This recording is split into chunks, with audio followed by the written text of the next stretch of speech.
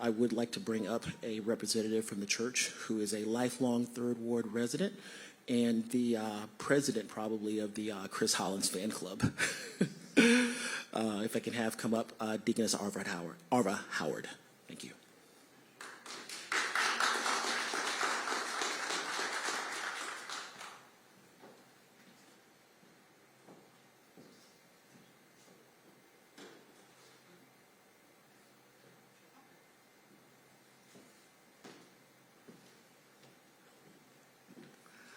Welcome, everyone.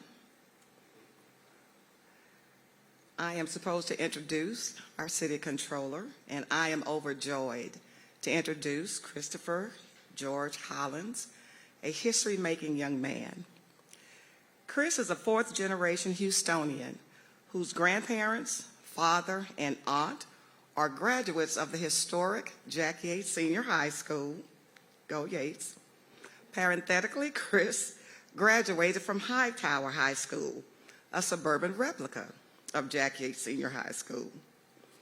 Growing up, Chris's family's life was punctuated with faith, kindness, and service to others. His grandparents, George and Mary Hollins, were devoted members of this church. His father was a Houston police officer for more than 30 years, where he earned the highest compliment from his peers. They called him a cop's cop. And his mother and dad opened their home to more than 20 foster children while also raising Chris and his sisters. Service to others is simply in Chris's DNA. Chris has served as Vice President of Finance for the Texas Democratic Party. He was the youngest and the first African American to serve as Harris County Clerk, where his visionary leadership and management expertise brought us 24-hour voting, drive-through voting, and a record-shattering 2 million votes being cast. Chris also served as a White House intern during the Obama administration. He has served on the board of Metro and the East Downtown TERS. Chris earned a bachelor's degree in finance from Morehouse College, where he graduated summa cum laude, as well as an MBA from Harvard University and a law degree from Yale University, which he earned simultaneously and graduated with high honors. The bulk of his professional career has been as a highly successful management consultant with McKinsey & Company.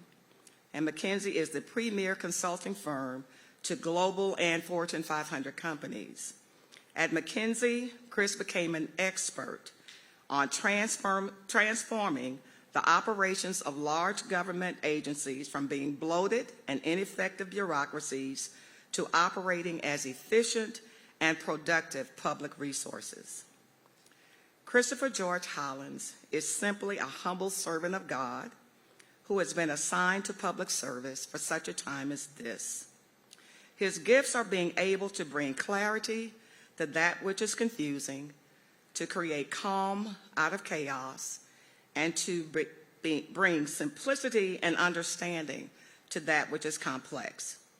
But even greater is his gift of being devoted to his gorgeous and equally talented wife, Morgan, and their amazing children, Vivian and George. Community family, please welcome our City Controller, Christopher George Hollins.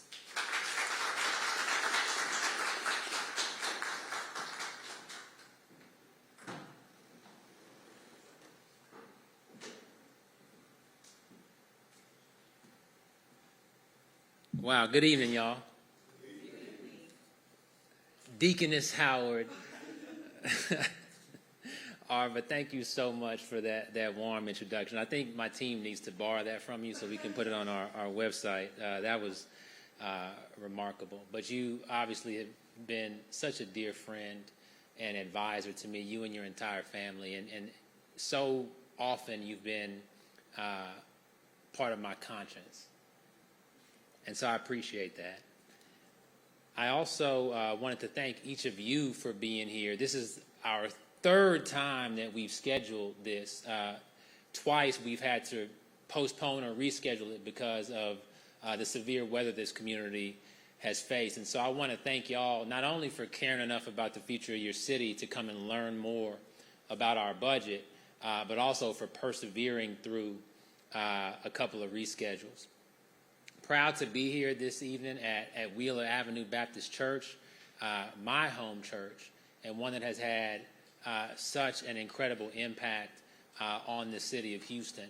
And a lot of that impact has to do with its founding pastor. We are grateful for the life and for the service of Pastor Emeritus Reverend William Alexander Lawson. He served this community and he served his faith with distinction and with honor. And he was a man of many roles: a father, a grandfather, a messenger of God, a civil rights champion, someone who was devoted to this community and who was a counselor and a friend. And we will miss him. This is our first ever, to our knowledge, the first ever Controller's Town Hall.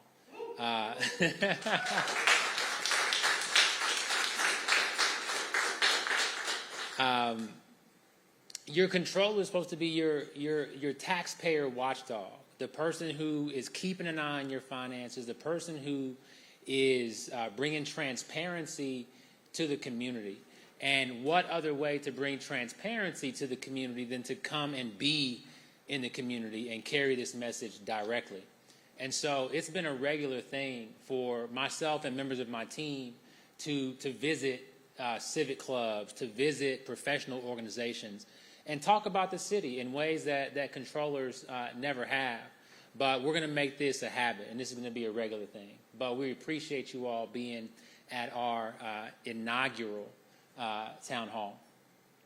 My state representative just walked in the door, and her newly hired district director. And so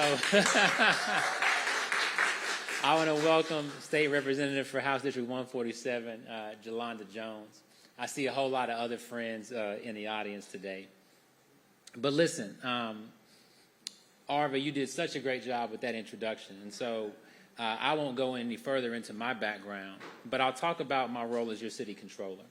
Again, it's my privilege and it's my responsibility to look after the investments that you're making in our city and to ensure that that investment is paying a dividend back into your life and the lives of your family in your neighborhood and in every neighborhood across Houston. I know we're right here in 3rd Ward, but I know some of our friends are from the west side, from the north side, and I promise you that our next town hall will be in your part of town, all right?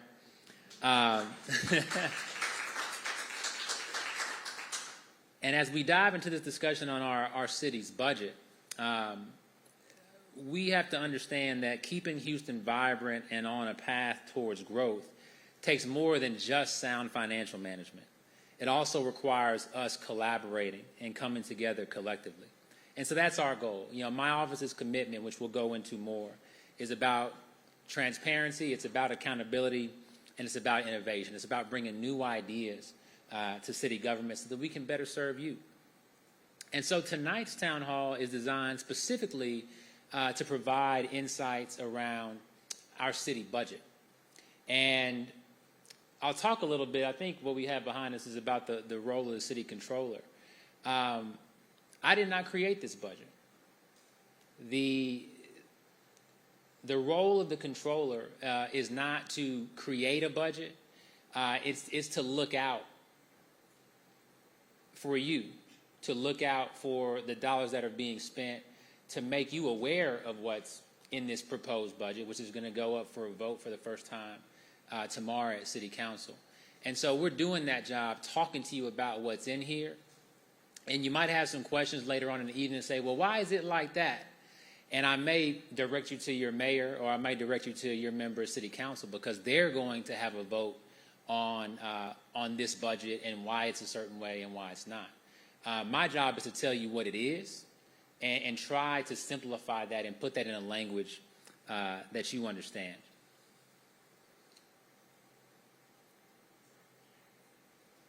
So why don't we go just a little bit backwards, just so I can talk about what the controller does, because I just shared what we don't do. One of the things that we do is we're your city auditor. It's our job to crack down on waste, fraud, and abuse. So those dollars are not flowing out to people they shouldn't go to. They're in our city's coffers and can be spent and invested in things that matter most to you. In addition, our auditing function is not just about waste and fraud, but it's about making us more efficient and effective. Many of you might have questions about, why your trash doesn't get picked up on time.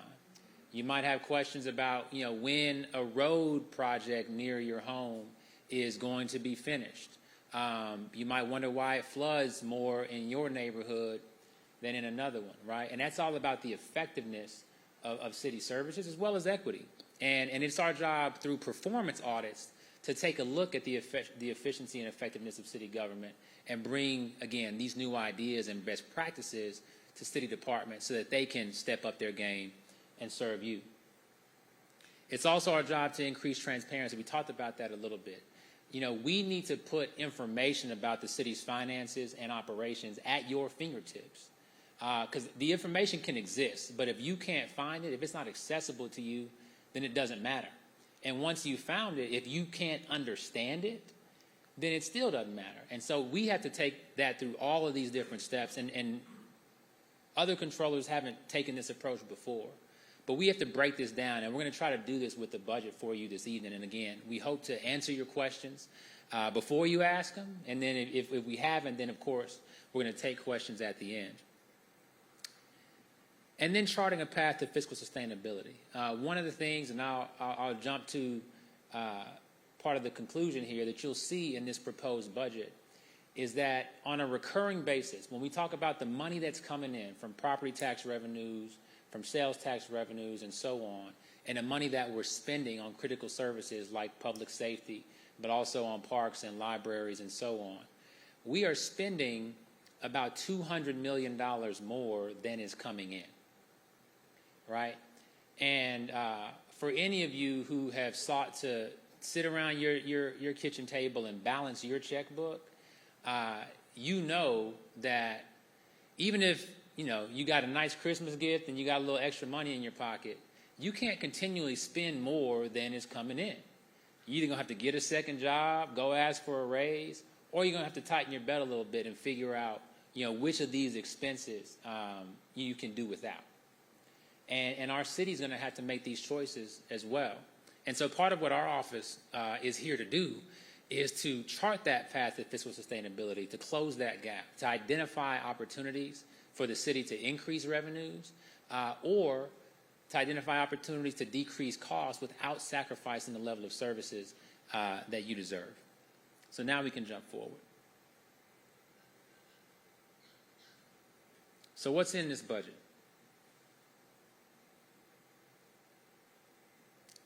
I guess it's going to remain a mystery. All right, so here's a little bit of a breakdown. The overall budget that's being proposed right now is $6.7 billion.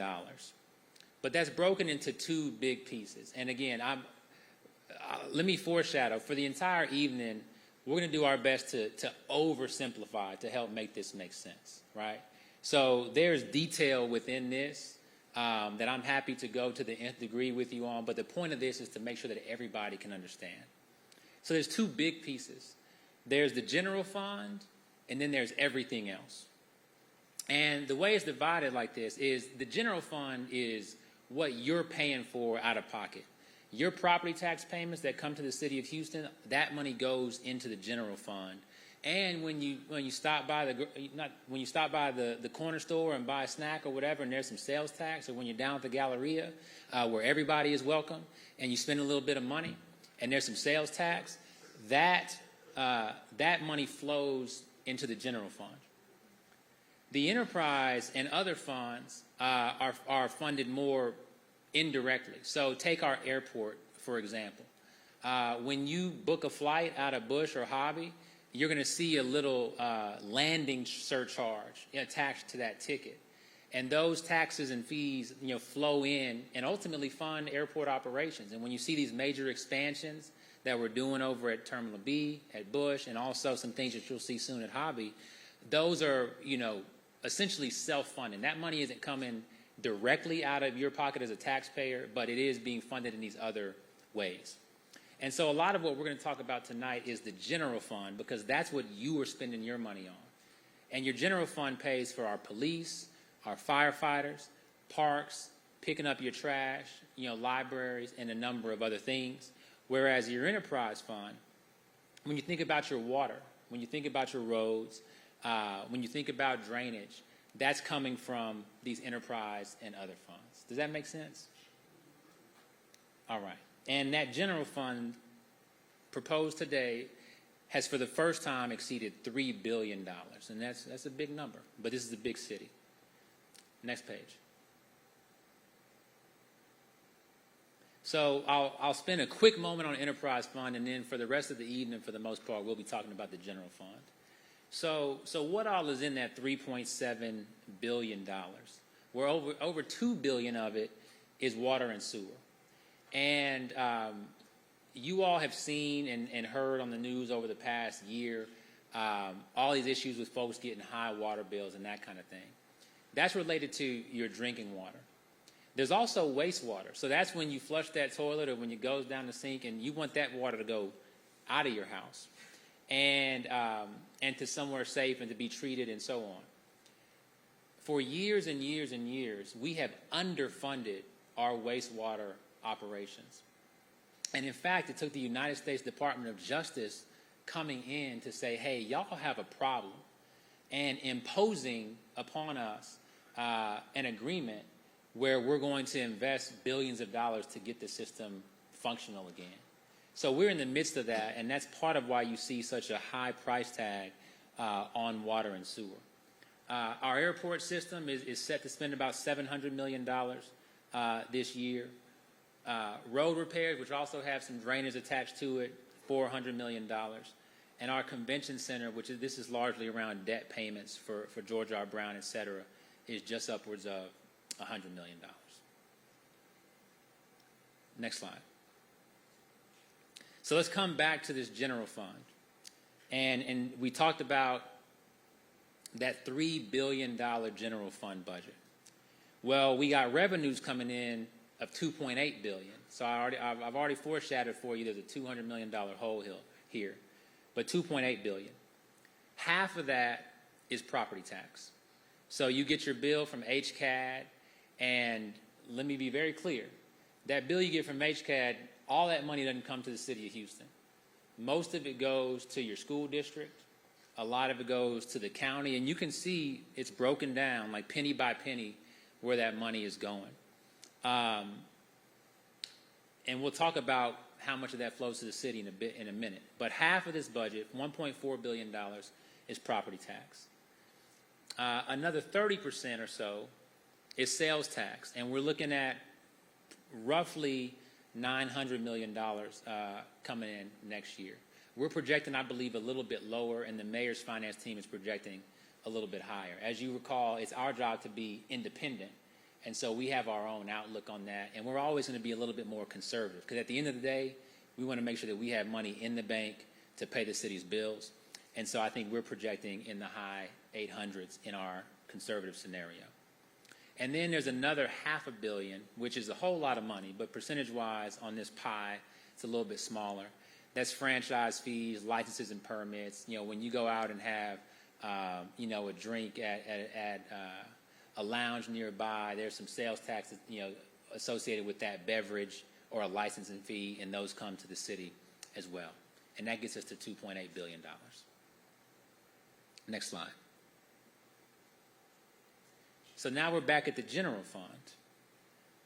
And most people have no idea, how this is all spent and where it all goes. And so we're trying to help you understand that here. Of that $3 billion, over $1 billion alone goes to police. And the next biggest bucket is fire. Now this fire number, $636 million, that includes assumptions around the proposed settlement with firefighters that's being considered right now. And all this is flowing to City Council here in the coming weeks.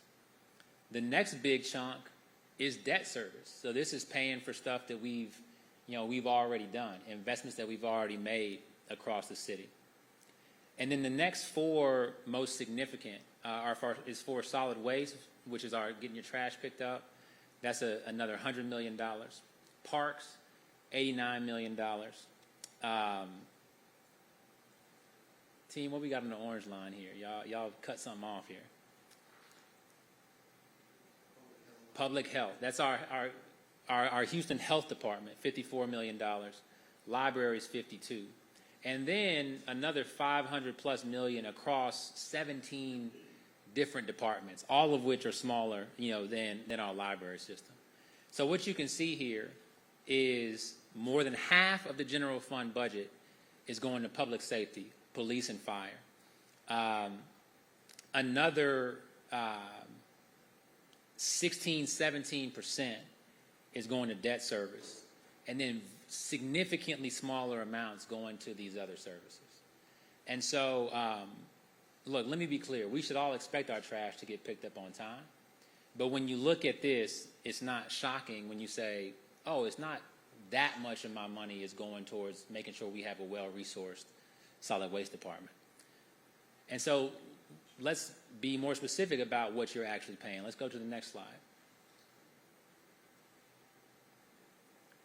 So this slide takes those same exact spending amounts and it moves it from, $1 billion to what is the average Houstonian specifically paying.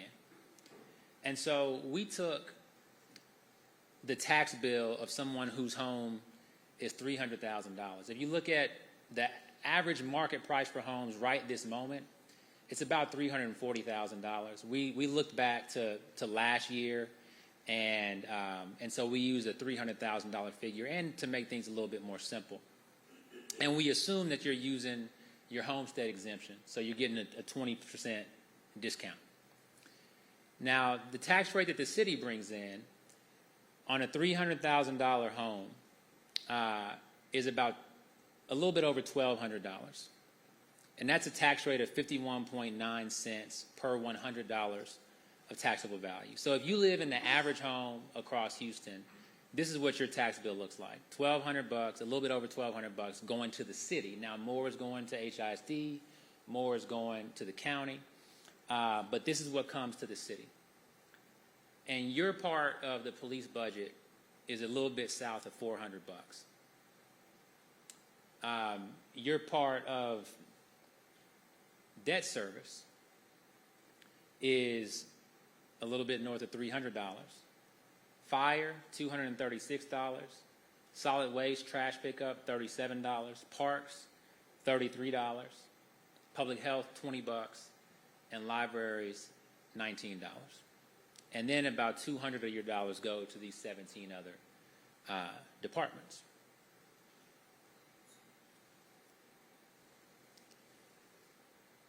So now thinking just a little bit about helping you to understand what changed from last year's budget to the proposed budget we're looking at right now. The overall budget for general fund went up about $75 million, which is only 2%.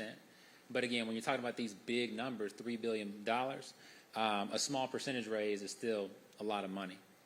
And so where do these increases come from?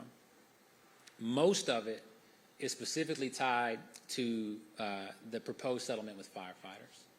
And let me be clear here. For many years, from 2017 to 2024, our firefighters have been operating without a contract. And what the average labor union would do if they don't reach a contract is they go on strike. You might have seen this on TV 100 different times. But our public safety officers, police and firefighters, they're forbidden from going on strike. They have to keep showing up to work even when they don't have a contract. But there is also remedy in the law that allows them to seek back pay once a resolution is reached, or if you go all the way to court and have a jury or a judge figure it out for you. And so what's being proposed right now is a settlement for back pay that is in the amount of $650 million. That amount is proposed for 7 years, of not having a contract. And even though our firefighters have gotten raises for the past 3 years, they still, on average, are getting paid significantly less, about 10% less than the average of their peers in other major cities in Texas, even today. So this settlement, $650 million for back pay, 10% raises starting in this coming fiscal year, and then more raises in the future.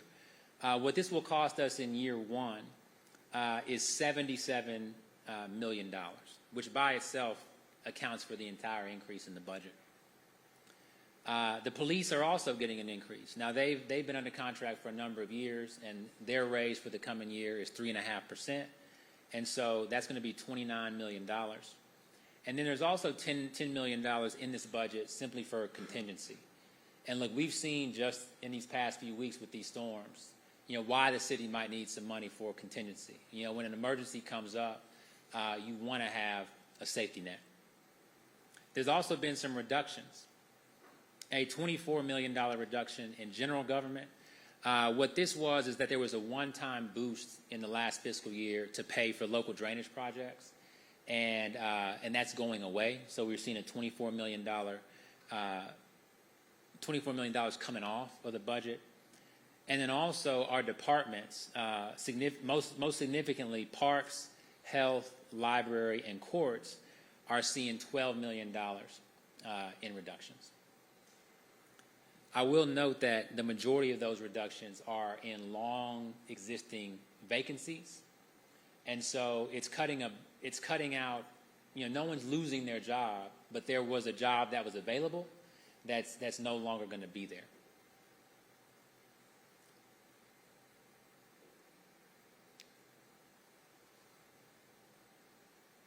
So looking at this budget and trying just to understand how it's broken out, and I'll just focus you on the fiscal year 2025 budget on the far side there. 60+% of our budget is on people. The other 40% is on non-personnel. So that's on products that we're purchasing, whether it's IT, whether it's supplies for infrastructure projects, whether it's police cars, fire engines, you name it. That's in that 40%. But over 60% is paying for the 21,000+ employees that the city of Houston has.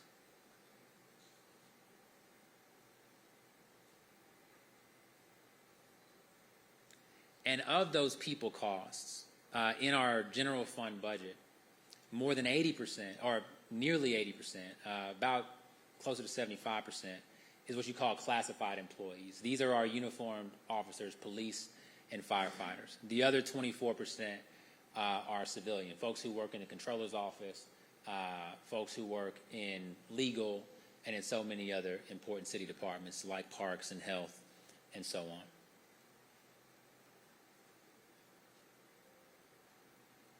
And so I didn't bury the lead here. I fast forwarded to this conclusion. But we have a bit of an issue. And that issue is when we're looking at our general fund, we're bringing in $2.8 billion, but we're spending over $3 billion. And that leaves us with almost $200 million in deficit spending. Now, going back to the COVID-19 crisis, there were laws passed at the federal level, specifically the American Rescue Plan passed by Joe Biden, that sent billions of dollars across the country to save our states and local government. Houston was a beneficiary of that, and because of those one-time ARPA funds, we currently have a record or near record high fund balance. Your fund balance is like the city's savings account. And right now, we're projecting to have well over $400 million in that account, in that fund balance, at the end of this fiscal year, which is coming to a close in just a few weeks. However, we're going to spend a big chunk of that. And that deficit, that nearly $200 million figure, is if we don't do anything about it, it's going to get bigger and bigger and bigger in years to come. And so we simply cannot afford to continue down this path. We can do it once. Like I said, we got that Christmas present from Joe Biden, and we're able to spend a little bit more than we're coming in, than it's coming in this one time. But we can't afford to do this twice. If this budget went into the next fiscal year, we would run below the city's safety thresholds on how much money we need to keep in reserve to make sure that our bills are getting paid. And so we're at a point where time is truly running out, and where we have to make some serious decisions about if we're going to increase revenues, if we're going to decrease costs, or some combination of both.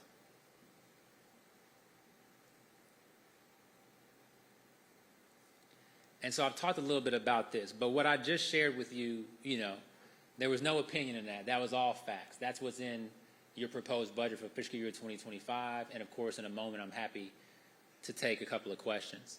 But now I'm going to share with you my perspective. And I've already started. First things first, we have to be responsible with this city's finances. Again, just like if you were balancing your own budget at home, or if one of your kids has gone off to college or keeps calling home for money, you're going to say, hey, you got to figure this thing out, right? And that's where the city is, where we have to figure this thing out. Next slide, please. And so, where we are, and you've heard me say this over and over and over if you've been listening to me from the campaign to the time I've been in this office, and I've said it quite a bit tonight. You only got two options. You can increase revenue, or you can decrease costs, or some combination of both. This budget goes in the opposite direction. It increases our costs, and it decreases our revenue. And so, look, we're blessed with that fund balance, but we have to figure this thing out. We have to come to some settlement with our firefighters. It's going to be up to the members of the City Council to determine if they agree with the current version of the proposed settlement, and we'll see how that goes in the next couple of weeks. But either way, that's a real cost.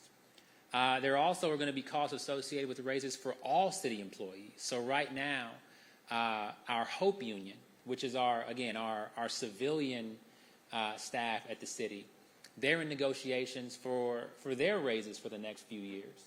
And we have yet to see what they're going to agree to, but we know it's going to be higher than what they get paid now. And so that's going to be another added cost.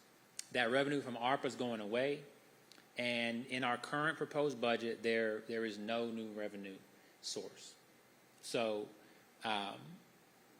we are not taking the steps in the right direction as of yet, but we are going to have no choice but to do that when we get to next year. We also have aging city infrastructure. I mentioned the consent decree with the Department of Justice already. But time and time again, we've kicked the can down the road, right? This is a growing city. This is a city that, for decades upon decades, we've been building and building and really bursting at the seams, because Houston's a great place to live, work, and raise a family, and so many more people have been coming. But as those costs have gone up, again, we have not made the responsible decision to grow revenues accordingly. And a lot of important maintenance decisions around, our infrastructure have been delayed and delayed and delayed beyond the useful life of this infrastructure. And it's starting to show. When you see bursted pipes and we're seeing, again, these roads where you're just like, why does this look like this? And why do my rims look like this after I drive down this street? A lot of that is because of deferred maintenance, because of us pushing out these costs into the future in ways that end up costing us significantly more when that bill comes due. Again, a growing city. We, over the past couple of decades, we have been, the fastest growing, metro area in the country. And as we bring in more people, we need, more roads. We definitely need better and expanded public transit options. There are so many needs that come with that. We need more more pipes taking water to different households in different neighborhoods and taking it back out. And then as homes are building up, we need more retention and detention of these of water, so it's not flooding your neighbor's home. And we've all dealt with that in one way or the other. But far too often we've been behind the 8 ball in making those decisions. And so we have a lot of work that we need to do. And that means that a lot of costs coming in the future. And saying, no, don't go too far. We have to do all this while continuing to increase the quality of services that we're receiving at the city, right? Many of us would argue that the services that we're being provided right now can improve in quality. We definitely can't afford for the quality to go down, but we would like and we're committed to improving the quality of these services. So we're at a point where on the budget side, on the cost side, we wish we could do some version of less, but we know that we need to be doing more.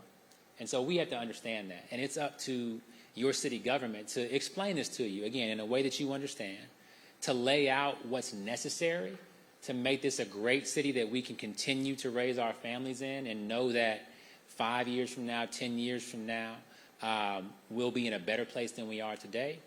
And then to be clear with you about the price tag associated with that and share a plan with you for how we're going to pay that bill.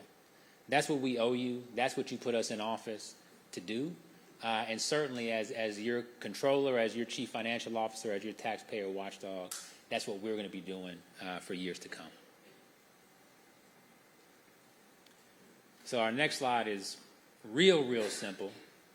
We got to generate new revenue. We got to reduce costs. We can't keep doing these one-time solutions like selling land, selling assets.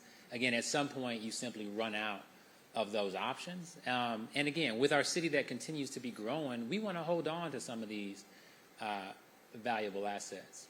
One thing that y'all may not be aware of, there's an aspiration to totally revamp and grow the George R. Brown Convention Center. And I've seen the plans for that, and they are gorgeous.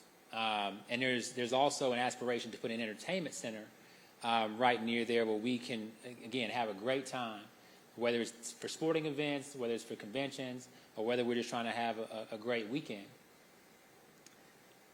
If you look at all these lots downtown, they're owned by the government of Taiwan. And look, we live in a free country where you can buy and sell these assets. But the reason I'm sharing that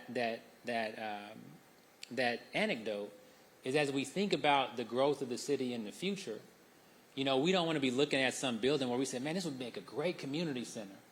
And the city used to own this land, but we sold it to balance the budget back in 2025, right? And so we can't keep moving forward with these Band-Aid solutions is the point of what I'm sharing here. And as I mentioned, we also can't rely on non-recurring revenue.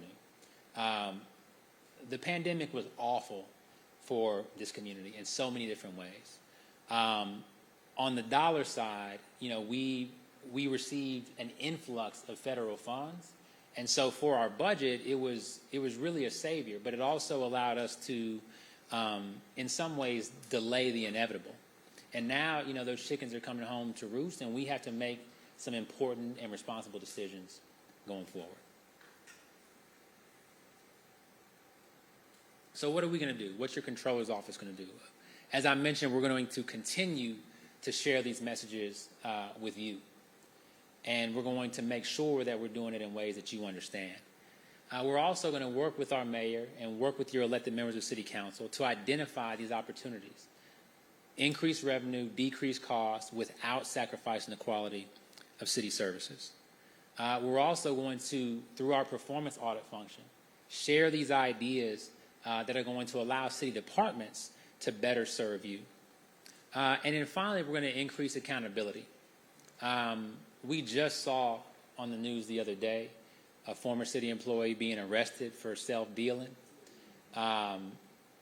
Last year, we saw in the news money that should have gone to important housing initiatives that because of not fraud, but because we weren't able to competently deploy those funds, we had to give them back, right? And that's costing our community.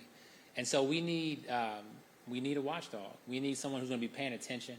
And so one thing that we're doing right now in this budget cycle is asking City Council to give us more audit budget so that we can put people in place who are going to be the eyes and ears for you, bringing more accountability to city government and identifying some of these savings opportunities.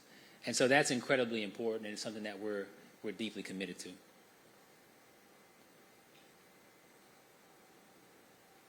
I think we may have arrived at the time for additional questions. So Ashley, or for those who are in the crowd, we have a microphone right here for any questions you might have. If you're watching online, I think we're taking questions from the chat, and they'll be relayed to me in some way.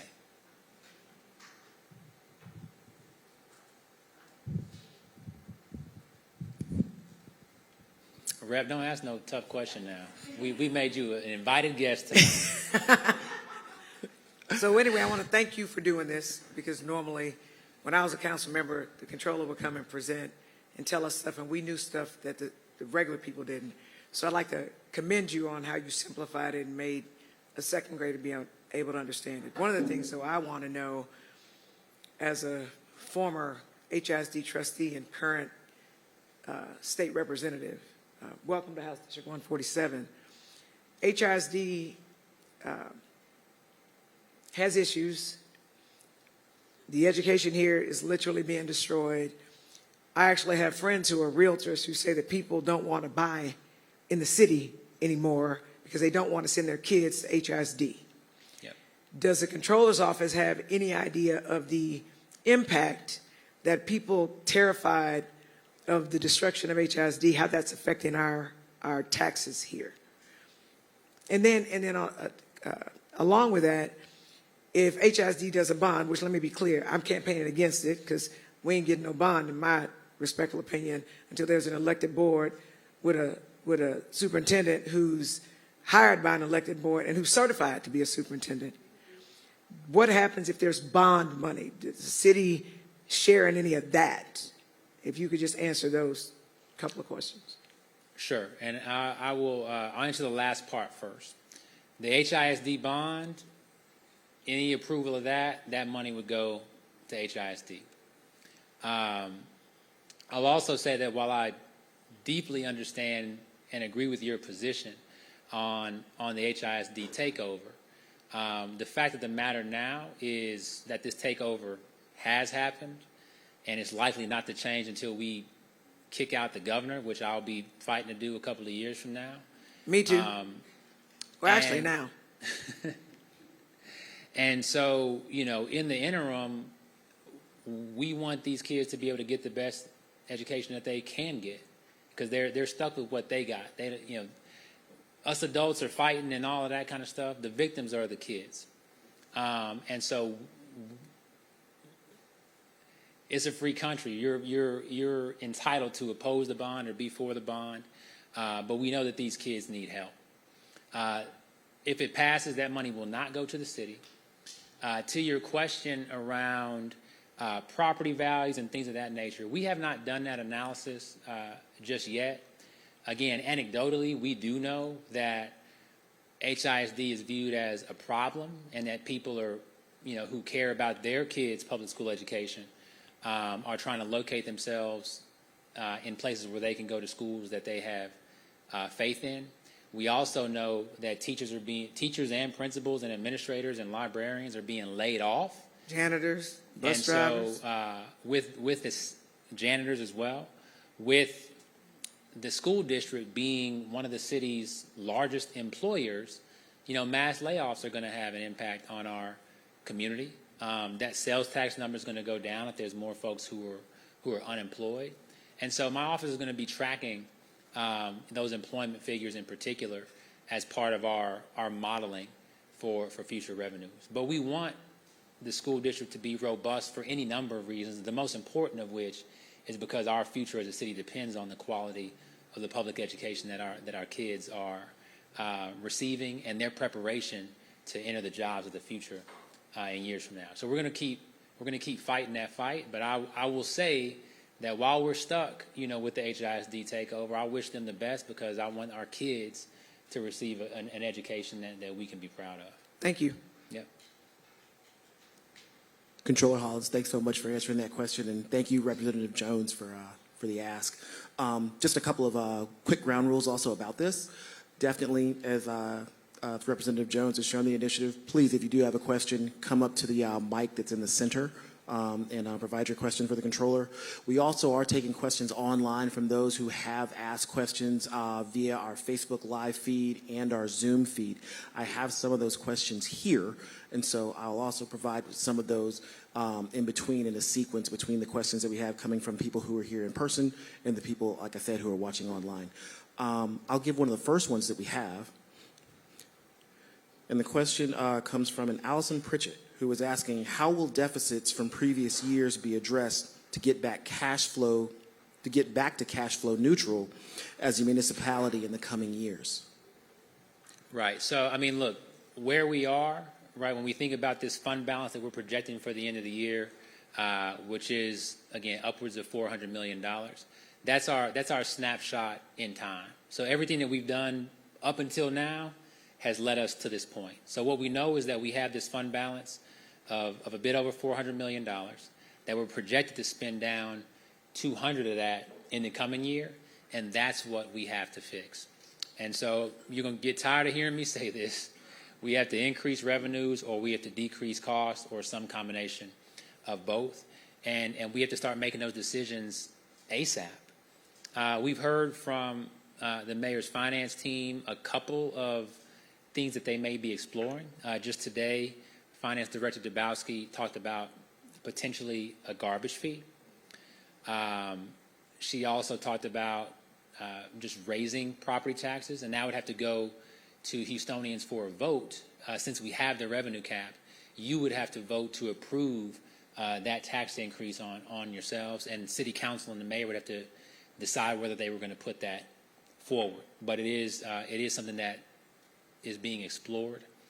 And then there's also, and I'm not as well versed on this one, but an attempt to, y'all saw how the water system is in the enterprise funds and the other funds.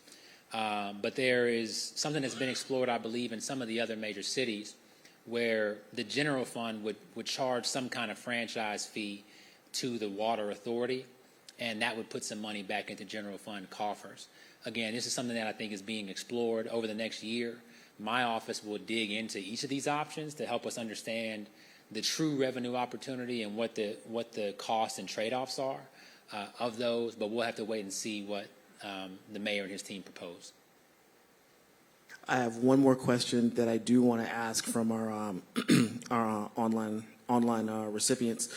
This one actually was asked about 3 times by 3 different citizens. It is one of those elephants in the room we've heard recently. What are the implications, and how are we actually going to pay our Houston firefighters? Yeah. So I talked just a little bit about this already, but I'll go into some more depth.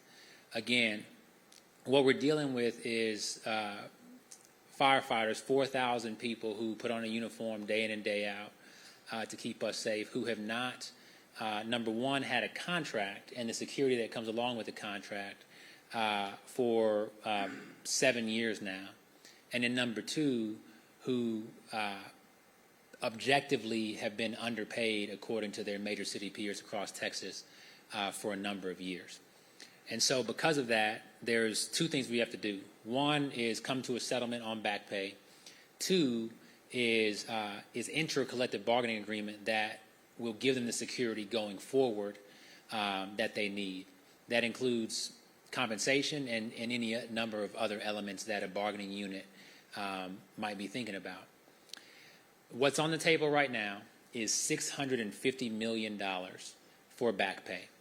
To put that in perspective, because that's just a big number that you might not fully grasp, if you think about those 4,000 firefighters who will receive a lump sum check in that settlement, the average firefighter will receive a check in the realm of $160,000, which, if you think about that over a 7-year period, is in the $20,000 to $25,000 range per year.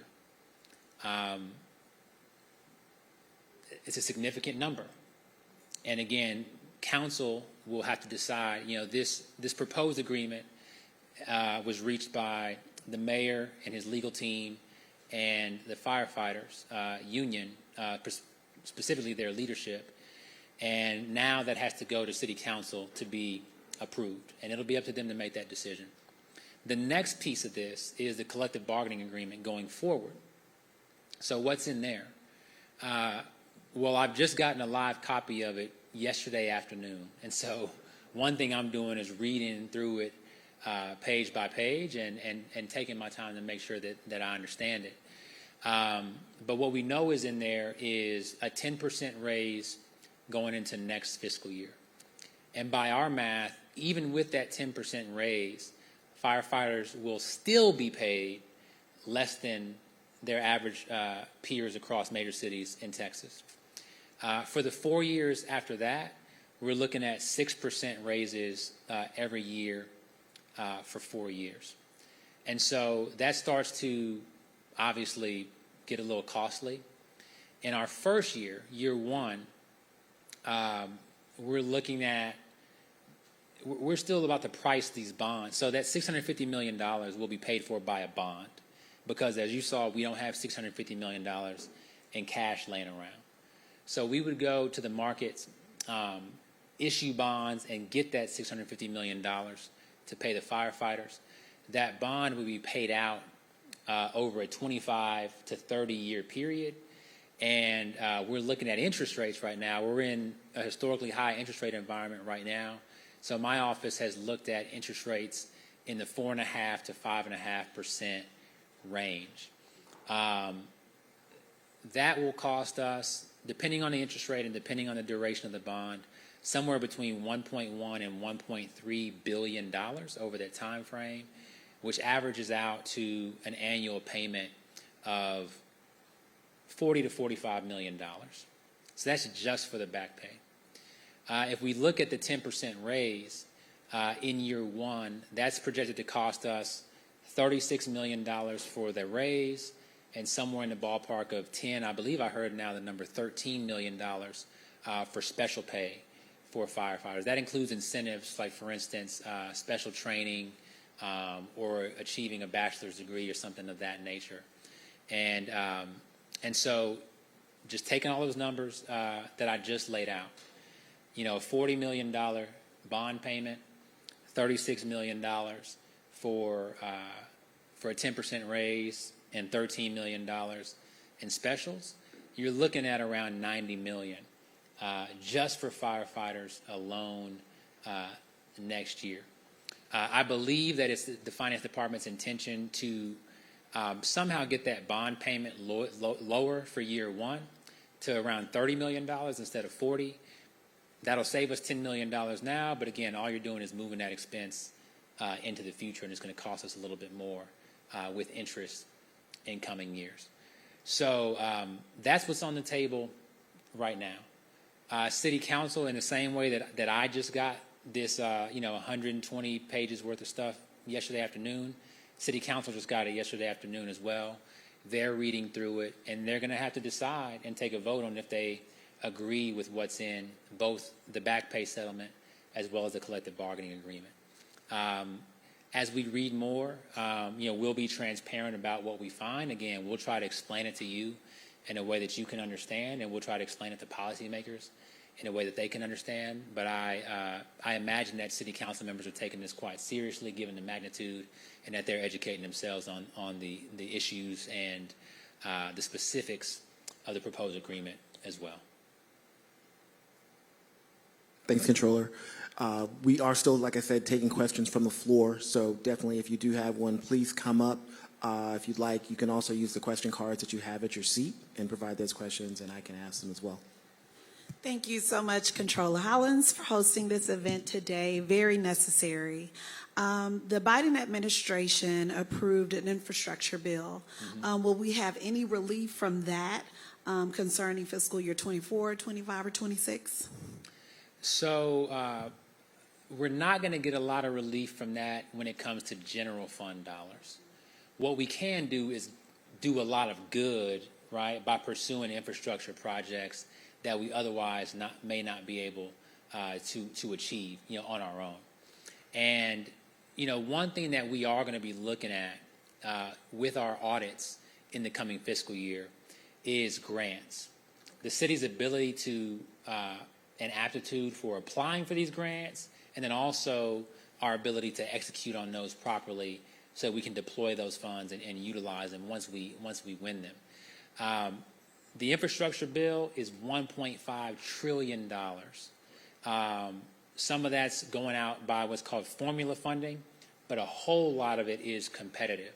And so when we think about the tremendous needs that we have from an infrastructure standpoint here in the city of Houston, particularly around flooding and drainage, we also hear a lot about the Ike Dike and what we can and should do to protect these areas from what could be a really devastating future weather event. We need to be going out and seeking those funds. That means not only our city going up to DC, but also coming together with our county, with the broader region, with business leaders to say, look, these projects are priorities for the city of Houston or for the greater Houston region, and we need this funding. And of course, doing all the paperwork associated with that and the studies and X, Y, and Z to bring those dollars home. One thing I'm particularly disappointed in is what seems to be the stalling of important projects to expand our metro system. Again, we are a growing city, and to be a world-class city, we need world-class public transit, and we don't have it. We had been moving in the right direction after being stalled for decades, and in 2019, you voted on the Metro Next plan, which was going to be a $7 billion expansion of the program that included a train to Hobby, rapid bus transit to Bush Intercontinental, and other rail and BRT, bus rapid transit systems that made the system whole and that made it possible to get from point A to point B a little bit faster than you can today on Metro. From what I can tell, the plug has been pulled on all of that, and that may very well be temporary, given that there's a new board and they need to get their feet underneath them and so on. However, when you're dealing with federal funds, these projects don't stick around. We might say, hey, we'll hold off for a year and then we'll revisit it. Those funds may not be available a year from now. And funds that might have already been earmarked or committed to us, they might yank that back and put them somewhere else if they see that we're not taking this as seriously or we're not guaranteed to move forward. So, little side note, I'm very concerned about Metro and the state of public transit, particularly expanding the system to make it work for everybody. But bigger picture is that we as a city and as a region need to be focused on the billions of dollars that flow through federal grants every year and the amount that we could bring home to serve Houstonians. Thank you. Yeah. Just a little bit of a reminder. I was just looking at our time, and I know we have hit just past 7:30. I do want, in the interest of time, for the people who are here in person, for you to have an opportunity to take your questions. Controller, do you mind? I'm here all night. Okay. And so, yes, for people who do have online questions, don't worry. Still do send them in. We will collect those and gather those and try to provide responses for you. But the remaining questions we will take from the floor. Please, go ahead. Okay. Mr. Hollins, David Espinoza. I'm with West Street Recovery and the Northeast Ash Collective. Actually, if you remember, our group did try to have a few residents do one-on-one with you not too long ago. And if you remember, we did talk about the ad valorem tax diversion, which I don't know how many people know about it, but pretty much a small percentage of the property tax would go to drainage, although during the Turner administration there was some less than what was voted on, which I believe we voted for, I believe 11.8%. 11.8 cents. Yes, and it went somewhere closer to 10. So that left what you said, somewhere I think between 90 and 115 million. Sure. So just to explain yeah. to those who are here and online, Yeah. what's being referred to was an election in Houston that that committed the city to investing, out of that tax rate, which today is 51.9 cents per $100 of property value, to take 11.8 cents or its equivalent and invest that in drainage projects. The city has taken the perspective that language, or its equivalent is important, because as the city's tax rate, one slide that we didn't have in here is that your tax rate has gone down 9 out of the last 10 years because of the revenue cap. And so when the tax rate went down, the city said, well, the equivalent of 11.8 cents has also gone down. And that's the approach that's been taken. And so up until now, and I think, in fact, what's sort of in our proposed budget now is that equivalent is in the ballpark of $200 million. Now, just a couple of weeks ago, the city lost a lawsuit on that, where the verdict was you got to put the whole 11.8 cents in. That would get us closer. In fact, it would exceed $300 million. So there's about a $100 million gap that the city would have to cover. The city has expressed that it plans to appeal that judgment. And so we're in wait and see mode. But as of this moment, again, the ballpark is about $200 million that's going into those drainage projects based on the 11.8 cents policy. If the city were to lose or to no longer appeal that judgment, that would have to increase to $300 million, and we would have to find that money. Yeah, I remember you sort of explained that, and you explained that way better than I could. So thank you for that. But I suppose the question really is, and how do we avoid having another firefighter back pay situation on drainage? And I don't know if is that going to be addressed after the firefighter deal, or I guess have you all started planning on Sure. how to solve that? So in the judgment, the judge made it clear that the judgment was not backward looking, right? And so it applies only to the future. However, now that the judgment has been made with this appeal, the question is, well, let's say this goes another year and a half and the city loses on appeal, would that cost kind of backdate to today? That's a question that we inquired of the city attorney to get an opinion, and we have not gotten a response on that yet. What we do know is that in this budget, there is no contingency in the current proposed budget for a scenario in which we lose and suddenly have, a water investment bill that's a drainage investment bill that's $100 million higher. And so that's a serious concern. We do have a fund balance, but again, that itself is it's starting to dwindle. But we have to think about the potential that the city loses a lawsuit and has to invest more.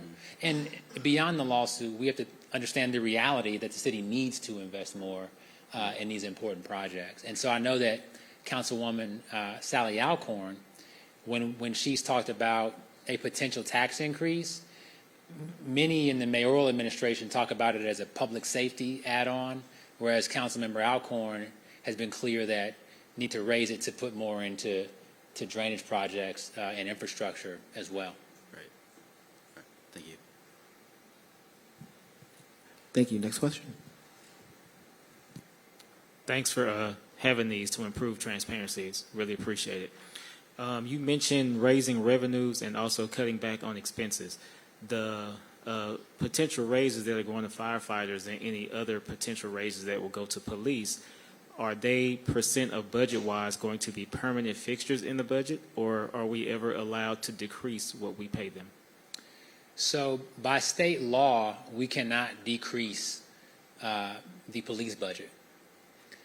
That and that's what we got from backlash to defund the police and yada yada yada. And so that's where we are when it comes to police. And historically, that number has never gone down anyway. And so it's a law that was passed for no reason. But we, by law, cannot decrease the police budget. That does not apply to the fire budget. However, when you think about raises that are going to be coming in years to come, and this is I don't want to make it like fire's the bad guys here. Fire, police, and all other city employees, right? We all understand that we're dealing with inflation, out in the market. People want a raise, year over year because of the increase in cost of living. And so when that cost of living increase goes in, then the city pays for that, and we have to figure out how to pay for it. Fire as a percent of the total budget is definitely going to go up in this year. I imagine that it will increase slightly in those continuing years, and this all assumes that the CBA passes unchanged. From there, I imagine it would flatten out. Hi, my name's Alice. I'm with the Northeast Action Collective. Thanks for meeting with us a few weeks ago.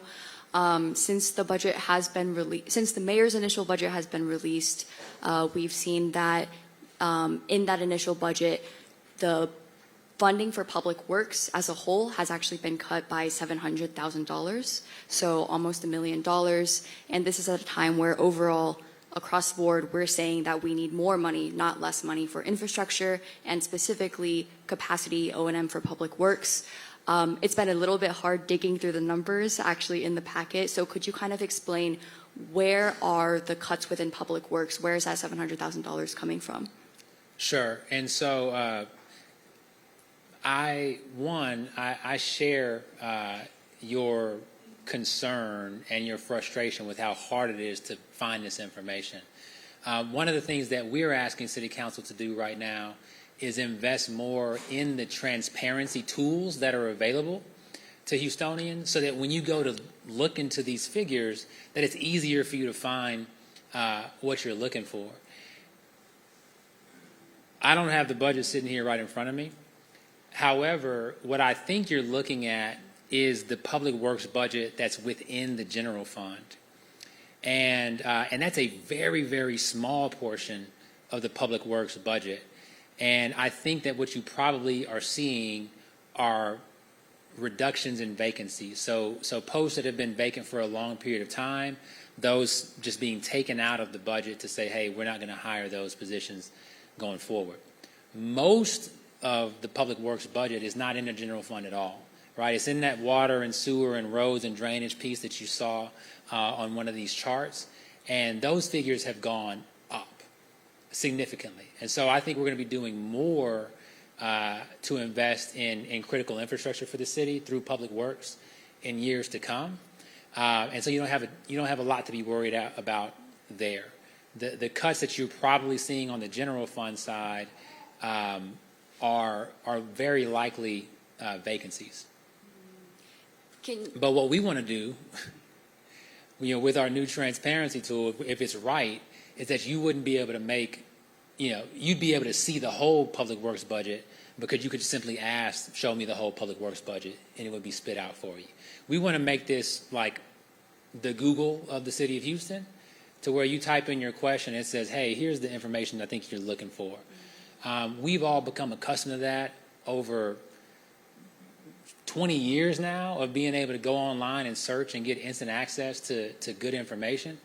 We should have that available for the finances and the operations of the city of Houston, and we don't. But we have, we're asking City Council in this proposed budget to make an amendment that will give us the resources to invest in a functional and useful and accessible transparency tool that you and all of us can use to learn more about what's going on with the city finances. Thank you for your thorough answer. We would definitely support that amendment. Just a quick follow-up in terms of vacancies. We've heard directly from Public Works that staffing is something that they're short on, and they are trying to actually hire up instead of hiring less. So is that kind of just like a sort of technical accounting thing, or how does removing vacancies work? Yes, I think it would be accurate to call it a technical accounting thing. What we're from what we can see, the vacancies that are being pulled off of those rosters, it's not like, hey, somebody left a job, a couple of months ago, we haven't found somebody, and all of a sudden we're losing that post. These are posts that have existed on their roster for multiple years and have never been filled, which indicates to an outside observer that maybe y'all don't need that position, right? Because you haven't attempted to fill it. It hasn't been posted. Y'all haven't hired someone into it. And so I imagine that conversations were had with department leadership before going and pulling those vacancies off. But they were all very long-standing vacancies from what I can understand. Thank you. Of course. And thank you all to the Northeast Action Collective for your activism and for bringing these issues to light. We'll take these last two questions. I will try to keep your questions to about a minute or so. And I'll try to make my answers concise also. Chris, thank you for having this, but you lose me with a lot of talk. Bottom line, is the city broke? Yes or no? The city is not broke. 2, will we make it with the fire department as it is if they were to be okay, if the council were to be okay with what the mayor has proposed? Yes or no? We could make it for 1 year, and then we would start to run into some serious issues. 3rd question, will you as the controller talk loud and scream that no, we should not do it, or are you for it for that 1 year, or would you say no, this is not what we should do? One word. I'm not a policymaker. You elected a mayor and you elected members of city council whose job it is to vote on these items. Our job is to share the facts, and so we're laying out those facts as clearly as we know how, and we've done our best. Take a big stand. You will take a big stand to disagree or to support. Yes or We no? will tell the truth about what's in it, and our city council and our mayor will take that vote. Thank you. I just have a question, and maybe you can help me out with TIRS, or Tax Investment Redevelopment Zone. TIRS. I've heard it. TIRS is how it's pronounced. Okay. Where does that fit in? That seems like where all the money is. When I look at like the big projects that are coming through for like little areas, it all seems to be coming from there. Is there any way to claw some of that back and put that into the general fund and distribute it more equitably? Sure. So this can get really thorny really quickly. And TIRS are also something that's in our fiscal year 2025 audit plan to dig into how much money is going into those TIRS, where could it go otherwise, what are they spending it on? Is it things that, again, from an equity perspective, makes sense for the city of Houston? And what are some options that we have to potentially reallocate? We're going to be looking at all those questions in over the next fiscal year through our audits. But just to explain to folks what we're even talking about. A TIRS, a tax increment reinvestment zone, these are areas that are supposed to be areas that are blighted, that have been underinvested in, and they're walled off by policy. And the point is to incentivize investment in those areas. So whether it's developers who are building apartment complexes or storefronts or what have you, you want them to go into these areas. I used to sit and was honored to sit on the East Downtown TIRS. And if you were to go back to the 90s, when I was growing up in Houston and had no idea that there was a thing called East Downtown, we're talking about an area that was pretty run down, right? A lot of mechanic shops and industrial stuff, right? And I think we all see what East Downtown is today. It's an incredible area of seeing continued growth, and there's still a need for additional investment there. So that was walled off in, I want to say, 1999. Investors come in and start to build parts of what you see today, And as the taxable value of that area goes up, instead of that flowing into the general fund, that increment, the increase in the property values, that money kind of stays home in East Downtown. And then it gets reinvested into things that you would do anywhere, right? Streets, sidewalks, parks, beautification, et cetera. So that's what the idea of a TERS is. Now, many people would say, well, there are some TERSs where, that area doesn't seem to need any extra investment anymore, right? Or it might not have needed any extra investment on the day that they created the TERS. That's what we're going to go and look at. But again, what we're also going to be looking at, my commitment to you all is we're never going to be going in with the whole idea of slapping hands and pointing out who the bad guys are. What we're going to be doing is bringing solutions to the forefront. And so while looking at the TERS and explaining to y'all what's happening, we're also going to say, hey, and here are some things that we could do that would further maximize the investment that we're making in our city so that it's bettering the lives of all Houstonians. Thank you. I think I call it the tears because a lot of them are bringing tears to us instead. But thanks. I appreciate you.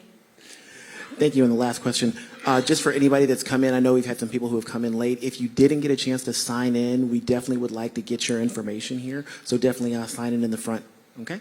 Thanks so much. Good evening, everyone, and thank you, Controller Hollins, for your leadership in having this town hall and really digging into the 2025 fiscal budget.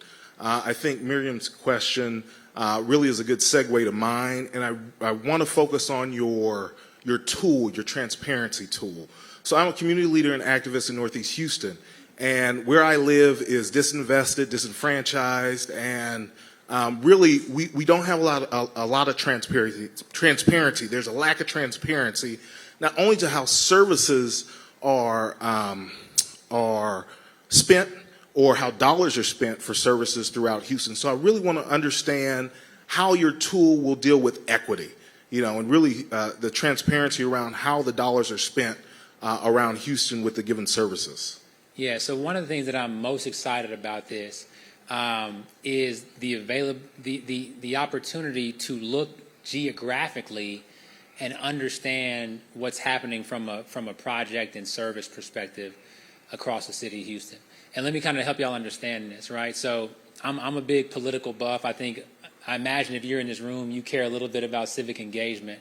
And we've all probably seen on election night, for the presidential election, when they're on CNN and they go to the big board and you can see the map of Georgia and they click on Fulton County and then it expands and then they can see all the different precincts and you click one more time and it shows you, this person's beating that person 52-48 in this little neighborhood, right? We should be able to look at neighborhoods in the city of Houston and just say, what's happening over there, right? In terms of public works, what street corners are we looking at doing road projects on? Where are the sidewalks coming in? Where's the drainage projects? And know not only geographically where they're situated, but when did they start? What's the point of that project? How long is it going to take? What can we expect the finish line? What's the price tag going to be? Who's doing it? Who are the subcontractors? Who are the MWBEs on that, right? All that information exists. It's just about making it available in a way that we can truly access. And so, what we're foreseeing is something that other cities have. So it's not like I'm just making this up and it's some big grand idea. Other cities have versions of this already. Now, we want to make the best version of it of any city in America, but we could also just get up to kind of B+ level that everybody else has. And I'm excited about that too. But the aspiration is, again, to have this tool, number one, be comprehensive. So to have all the information that you're looking for instead of, and be a one-stop shop. Number two, be in plain speak and natural language. So you can type in, you don't have to know the name of the department. You don't have to know the name of blah, blah, blah, blah, blah. You can type it in a way that makes sense to you, and the tool will kind of figure out what you mean and try to point you in the right direction, right? So plain speak, no jargon, natural language. We also want to have increased visualization, including geographic visualization. So whether it's, your precinct, your neighborhood, your city council district, where it's divided into these areas that make sense to you, and you can go and look in your area and then compare it to the place 2 miles down the way and say, are we getting kind of a fair shake here? And then finally, we want to add context to that, because again, even as much as we try to simplify it, sometimes Ms. K still gonna have a question, and so where necessary, we're going to look at kind of what are the most top 20 explored areas, and in those areas, we're going to try to add some explainers so that if someone comes across this information, we can try to make it make sense to them. So that's what we're trying to do. You may want to call your member of city council and ask them to approve, this piece of the budget increase. We would highly appreciate that. But we've talked to most members of city council individually and received very strong support for this. And so our hope is that they feel as strongly about transparency as we do, and that we're able to take the lead on this and create a tool that not only will give you this information, but it'll give me, the controller, this information. Because right now, I don't have this access in the way that I wish I did, where I can click and get the answer in 5 seconds. I have to call up some really smart people who should be doing something else that's really important and say, hey, stop doing that and take 30 minutes and do a research project for me. And number one, I shouldn't have to do that. Number two, you cannot do that. And so we want to give this to you and to members of city council and others in ways that are going to bring this information to life for us. And it'll be useful in making smart and wise decisions going forward. If city council approves your budget or your plan, what's the timeline? We're going to try to get it rolling, this fiscal year. So before June 30th of 25. Thank you. Thank you so much for your question, and thanks to everybody who has provided questions this evening. Before the controller closes, we were limited on time, but we're very impressed and very excited and enthusiastic to see all of the very thoughtful questions that have come from across the room.